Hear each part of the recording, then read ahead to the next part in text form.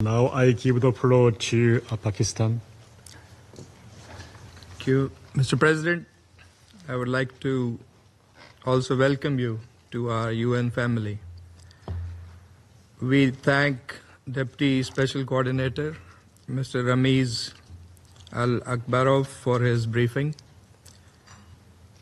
That account is a vivid description of how such a primordial resolution as 2334 remains far from implemented and continues to be violated with impunity. It is therefore right for this Council to have this periodic review in accordance with Resolution 2334. President, this Council meets at the close of the high-level week of the 80th General Assembly session, where an overwhelming number of world leaders stressed one overriding imperative: to end the war in Gaza and to achieve a just and lasting peace in Palestine and the region. The message from the Assembly was clear, and it must be heard clearly in this chamber also. Mr. President, for over 2 years, the Council has been seized with the unbearable tragedy unfolding in Gaza and the rest of the Palestinian territory. Yet, with every passing day, the suffering deepens. As our Prime Minister said last week, the plight of the Palestinian people is one of the most heart-wrenching tragedies of our times. More than 66,000 Palestinians have been killed, the vast majority of women and children. Gaza is not only being bombed from the sky, its people are being starved on the ground. Homes, schools, and hospitals have been reduced to rubble.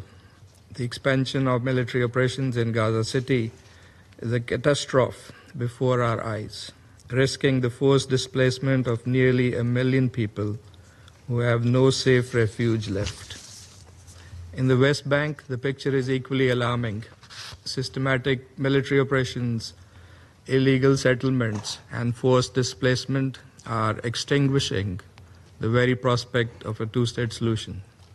The E1 settlement plan is a direct assault on the two-state framework, threatening to sever East Jerusalem from Palestinian areas and dismantle the contiguity of the West Bank. Such policies are not only unjust, they are unlawful. They violate international law and Security Council resolutions, including Resolution 2334, which declared settlements illegal and demanded an immediate halt. Yet, instead of compliance, we see defiance and acceleration of the settlement activity, as also we heard in the briefing this morning. If the Council cannot enforce its own decisions, its credibility will be in jeopardy. Mr. President, there are nonetheless glimmers of hope. Pakistan welcomes the two-state solution conference, co-chaired by France and Saudi Arabia, and the recent recognitions of the state of Palestine by several member states. These are principled steps representing a positive momentum which must be matched by substance.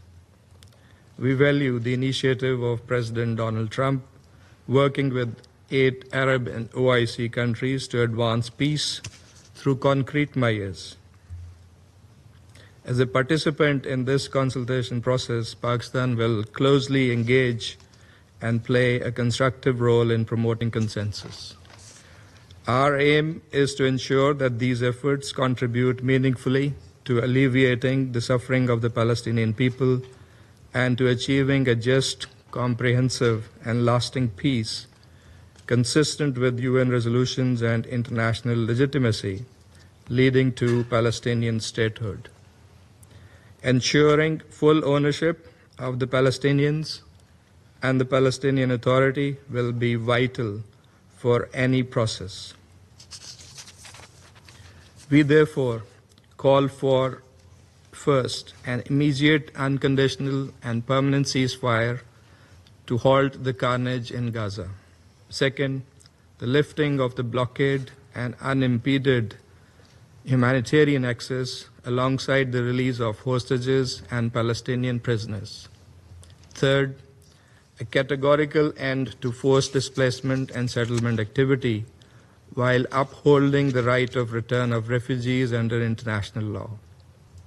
A firm no to any designs for annexation either in Gaza or the West Bank.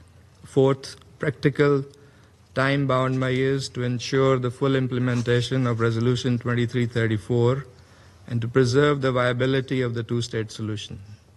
Fifth, the urgent launch of a credible, irreversible political process leading to a sovereign, contiguous, and viable state of Palestine based on the pre-1967 borders with Al-Quds, Al-Sharif as its capital. President, the people of Palestine cannot wait.